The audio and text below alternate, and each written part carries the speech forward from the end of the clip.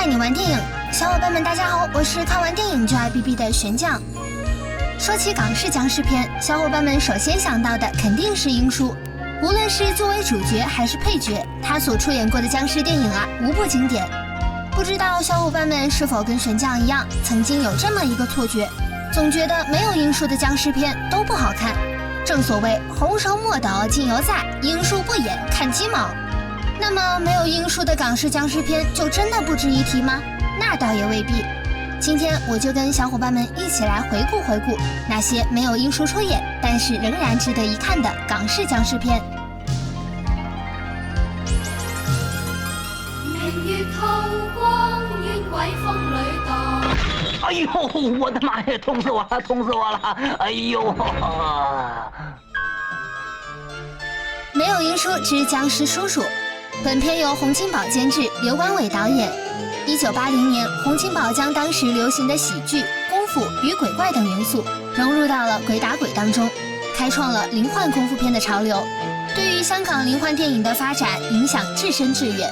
而1985年，刘光伟联手洪金宝打造的《僵尸先生》更是将香港灵幻功夫片推上了巅峰，英叔也凭借本片被影迷封神。3年后，刘光伟与洪金宝再度联手制作了《僵尸叔叔》。假如英叔没有演过僵尸片，那么本片很有可能就是最经典的港式僵尸片啦。哎呀，这么用力打你居然不叫哎呀！哎呀！僵尸叔叔融合了以往港式僵尸片中所常见的摇铃赶尸、师徒斗趣、门派之别的恶作剧、茅山法术大斗清朝僵尸等等经典桥段，并且拍得趣味盎然。动作戏密集过瘾，众主演也非常给力。香港灵幻电影中，除了英叔，就是吴马、钟发、郑则仕和陈友饰演的道长形象最为经典。本片中就集结了3位经典道长：陈友饰演的四目道长，吴马饰演的一休大师和钟发饰演的千鹤道长。而3位道长也是非常的专业，在片中所施展的道术和法术，也是让影迷们过足了瘾。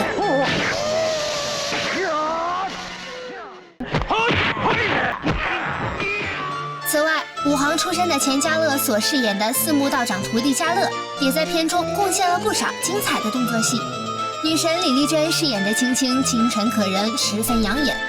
还有包租公袁华饰演的娘娘腔巫侍郎也非常抢戏。以往反派硬汉在本片中秒变同性恋僵尸，留着胡须，擦着烈焰红唇，向钱嘉乐所吻，无比辣眼睛。当然，这也为本片贡献了不少的笑料。小哥，我们来世再见了。你安息吧。影片剧情虽然比较简单，但是十分紧凑，叙事张弛有度，轻松搞笑与紧张恐怖的氛围穿插交织，可谓是全程无尿点，同时也为影迷留下了许多值得回味的经典桥段。喝光了，我觉得很油，很腻，很滑，你把我肚子给弄大了，你有种！老鼠的脑袋又那么小，没什么思想能力，干脆找个人试试吧。我也这么想。那找谁呀？孔平他儿子。孔平他儿子，那算他倒霉了啊！就是我。没有英叔之捉鬼合家欢。本片导演钱月生曾活跃在上世纪70、80年代的香港影坛，曾以演员、武指及导演的身份参加过许多动作灵幻电影的制作。1990年，正值香港影坛拍摄灵幻功夫片的风潮时期，钱月生联手金像影帝郑则仕和影后王小凤拍摄制作了《捉鬼合家欢》。本片同样延续了香港灵幻功夫片将喜剧、功夫与鬼怪等元素相融合的风格。影片的动作设计虽然不及林正英那般飘逸洒脱，但是在传统的僵尸片的基础上融入了不少新颖有趣的元素，譬如可以控制僵尸行为的高科技仪器人视通灵罩。走得这么难看，你在想什么？我没想着怎么走路啊，我在想大姑娘划龙船。以水为介质可以实现视频聊天的千里传真术。没什么，我对着洗澡盆嘀嘀咕咕的。怎么了？漱口？你用洗脚水漱口，神经病啊！道行高深的道长都看不出来破绽的鬼上身方法，人鬼合综术。人鬼合综术。还有那些说的头头是道的命理算命术等等诸多有趣的创新元素。这些啊，可是在以往的港式僵尸片中都是十分罕见的哦。是大运阴阳倒转格，是为极厄运，这极厄运全是僵尸引发的。本片虽然遵循了以往僵尸片的套路，但是并没有一味跟风。导演在片中并未刻意渲染动作与鬼怪元素，而是让影片整体回归到港式合家欢的喜剧风格。说的简单点，这是一部披着僵尸片外衣的家庭喜剧。我什么都不知道，趁我不在跟我老公胡搞瞎搞。你胡说！我和师兄换服驱邪而已，谁胡说了？现在我捉奸在床，不对，是捉奸在房。由郑则仕饰演的诸葛孔平法术高强，遭到同行嫉妒，被骗抓了能够给人带来霉运的西双版纳铜甲师，搞得自己功力衰退。后来又碰上由楼南光饰演的冤家天下第一毛上门捣乱，放出了铜甲师。而后诸葛孔平和众人之力，终于消灭了铜甲师。剧情虽然有些拖沓，但是旁生了很多有趣的支线情节。而老辣的郑则仕更是凭借自己精湛的演技，为本片贡献了无数笑点。片中那些家长里短的闹剧也是非常有趣，特别是王小凤饰演的妻子与励志饰演的师妹，在片末大战铜甲师的生死关头，还不忘互相争风吃醋，惹出了不少的笑话，实在是令人捧腹。总的来说，这是一部可以让你忽略掉剧情、动作、鬼怪，让你开怀一乐的另类僵尸片。和万事兴就是照片的灵气把他给吓住了。哎呀，醒过来再说。干什么？我让他做睡衣。不行啊！闭嘴，3八。莫名其妙多了一个睡衣，我不甘心了。大声笑！我情愿大家一块死。女人跟球鞋，你选择哪一种啊？女人，球鞋长大不能穿，女人越大越好用。没有因书，知识加种地。本片由刘镇伟导演。当年的刘镇伟，他还未沦为烂片之王，他导演的大部分电影都是笑点十足，世家种地这么一部嘛，也不例外。本片算是一部大杂烩电影，它几乎融入了当时最为流行的各种电影元素，比如无厘头喜剧。法海，你去哪儿啊？我去生孩子。动作、盗墓探险夺宝、僵尸鬼怪，以及一些隐晦羞羞的成人段子等等。我的胸不痛，我的手指头痛啊！哎呀，你不知道我这实质连心呐，当然是看清了，看清。走开了，打死了！第一次见面就这么了解我。左边痛，右边痛，想赢我？想必是要上了。同时还不忘对传统粤剧和粤语武侠片等等进行致敬与调侃。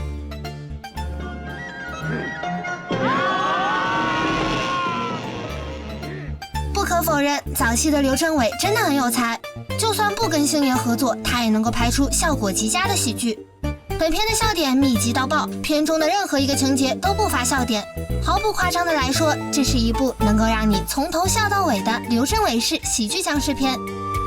从港式僵尸片的角度来看，本片就比较反套路。片中的大 boss 情师似鬼似妖又似僵尸，他与那些常见的西方吸血鬼僵尸或者穿着轻装只会像袋鼠一样蹦跶的僵尸完全不同。他的外貌与僵尸无异，但是会说话会思考，貌似还有七情六欲，也能够耍得好一手好剑。他不吸血也不吓人，就想再过一把皇帝瘾，这完全就是一只有理想有情操的僵尸嘛。天下无敌，唯我独尊。此外，片中对付情师的并非是法力高强的道长，而是那群被情师小弟吓得满地跑的战五渣散人。除了寿伯成龙饰演的道长在影片开头摆了摆 pose， 说了几句危言耸听的话外，全片啊跟茅山道法没有半毛钱的关系。法师怎么样？贵幽福海，百米不沉。村长，冤魂不息，会有事发生啊！当然啦，无需在意这些细节。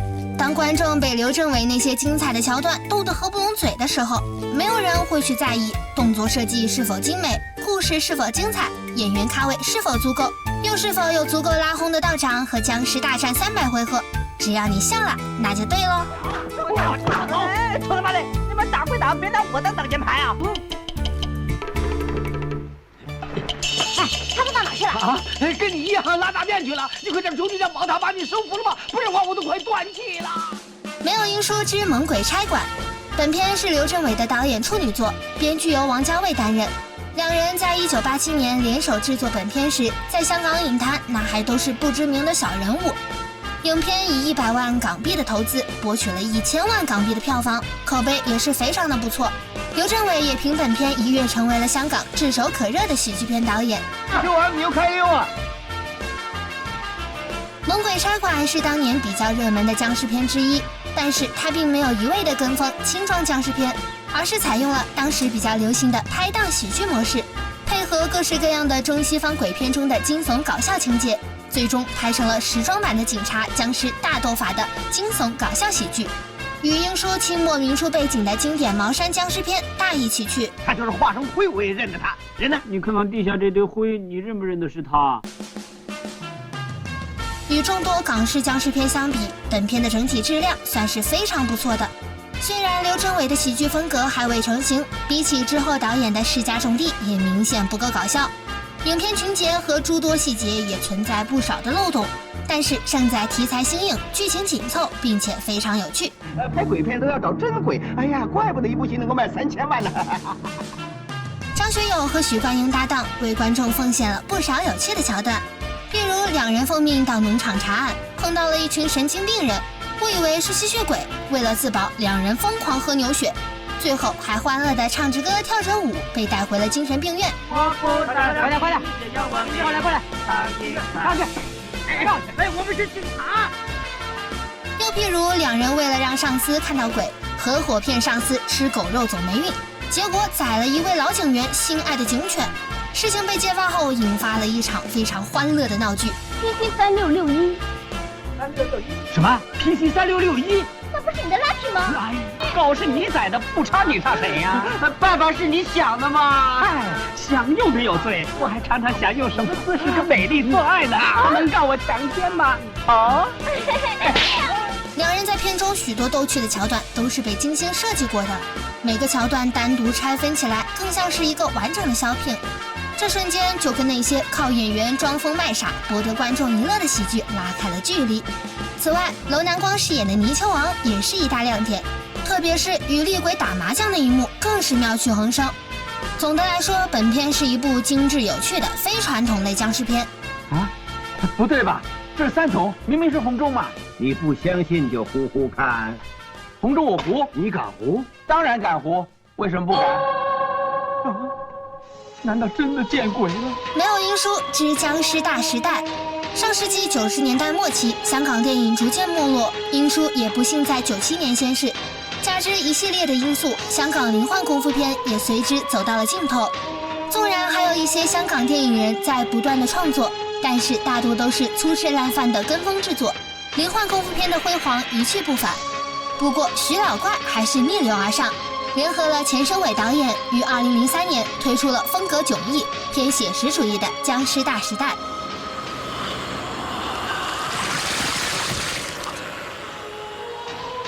本片完全摒弃了以往港式僵尸片中所常见的喜剧元素，非常的冷酷，但也营造了一个非常经典的恐怖电影氛围。阴霾的天气、阴暗压抑的老宅，还有那些空闹让人心慌的场景，让观众在观影时一直处于极度压抑的状态，并且还能感受到深重的戾气，阴森刺骨，非常带感。这完全得益于钱生伟多年以来执导恐怖片的丰富经验。有人吗？有人吗？有没有人啊？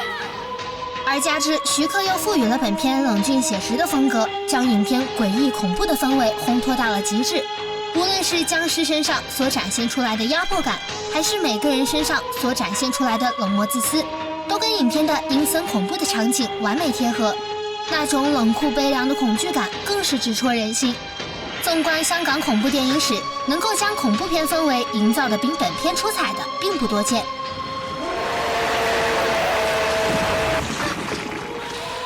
本片保留了港式僵尸片中很多经典元素，譬如传统民俗、茅山法术等等。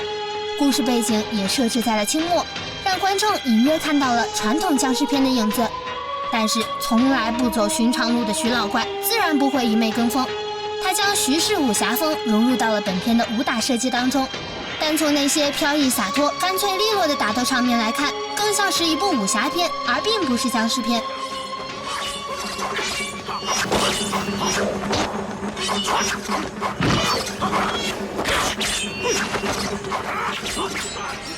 此外，本片因为严肃写实的叙事手法，也展现出来了僵尸电影的别样魅力。譬如深夜娶妻、尸体腊肉、茅山术控制僵尸等等桥段，均透露着浓厚的传统民俗色彩。总的来说，本片无疑是惊艳的。虽然有些注重形式，在故事和人物刻画方面有明显异常，但与《英叔先逝》后那些粗制滥犯跟风的僵尸片相比，《僵尸大时代》已经足显诚意了。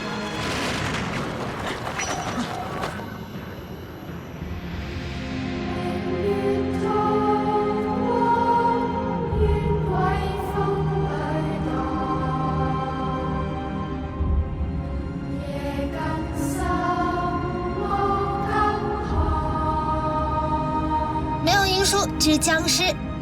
2013年，麦浚龙导演为港式僵尸片书写了最后的挽歌《僵尸》，这是一部向传统僵尸片致敬，并且充满了情怀的电影，也为港式僵尸片画上了圆满的句号。时隔多年，钱小豪、陈友、惠英红、吴耀汉、钟发、楼南光等当年活跃在香港灵幻电影片中被影迷熟知并且喜爱的演员们，终于再度聚首。片中也出现了僵尸片中所常见的经典物件，比如红绳、糯米、道符、八卦仪、桃木剑等等，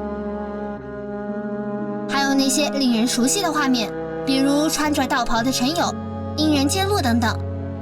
对于从小就喜欢港式僵尸片的麦浚龙导演来说，他真的为僵尸倾注了大量的心血。影片整体质量也相当不错，电影的整体节奏把控得很好，对于细节的处理也是非常认真，让观众直观的感觉就是这是一部非常稳的电影。对于年轻的麦浚龙来说是实属难得。影片通过很多细节巧妙地致敬了港式僵尸片，这些致敬并不是生硬植入的，它们与主线剧情密切联系。但是麦浚龙的这种致敬方式似乎有些太过悲凉，更像是对早已死去的港式僵尸片产生了一种缅怀。钱小豪在片中饰演的角色影射的就是他自己，一个经历过僵尸片辉煌时代、曾经风光无限的男星，随着僵尸片的没落，最终无戏可拍。影片在介绍钱小豪的角色背景时处理得非常巧妙，通过他与林正英、许冠英、张曼玉等等香港电影大咖的合照，还有那些挂在墙上笔挺的僵尸戏服，短短几个镜头就将人物背景交代得清清楚楚，并且也致敬了那个辉煌的香港电影时代。导演在致敬的同时还带出了一份人生如戏的感慨。而让观众感慨最深的无疑是道士阿友，一身道行无处施展，曾经制僵尸的糯米如今只能够用来炒饭。正如他在片中所说，炒饭炒得再好吃又有什么用？糯米不是只能拿来炒糯米饭，没有僵尸做，只好改行炒糯米饭。总之一句话，生不逢时。家里那堆许久没有使用过的法器，现在看来只不过是一堆破铜烂铁。一句生不逢时表达出了阿友的无奈，也隐喻了麦浚龙导演自己身处僵尸片没落时期难有作为的无奈之情。你看这些烂东西，还是干脆找个收破烂的全都卖给他。这种无奈也一直在片中不断延续，特别是片末阿友与钱小豪两人大战吴耀汉饰演的僵尸 BOSS 一幕，观众看到的更多是两人的无奈与挣扎。曾经港式僵尸片中那些仙风道骨的道长，飘逸炫目的驱鬼招式，炫酷神奇的法器都已不在。特别阿友认出桃木剑一幕，并不像在捉僵尸，更像是他在无计可施时所做出的最后挣扎。八卦仪随时间的转动不可逆转，残酷地掰断了阿友的手臂等等诸多细节，都在暗示着僵尸片的辉煌时代已经一去不返。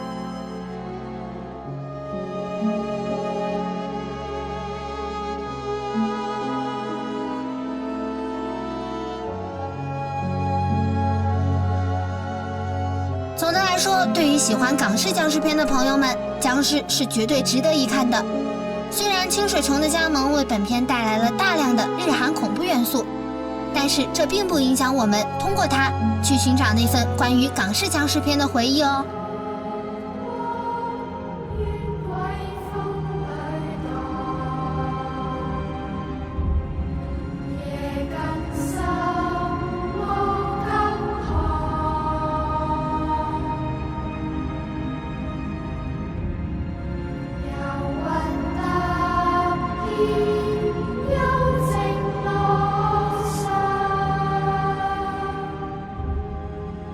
本期盘点就到这里啦。如果大家发现玄奘说错或者说漏了什么重要知识点，欢迎小伙伴们在视频下方留言评论。如果喜欢我们的节目，就赶紧来一波评论、点赞、收藏跟转发吧。玄奘还有更多精彩盘点等着与大家分享哦。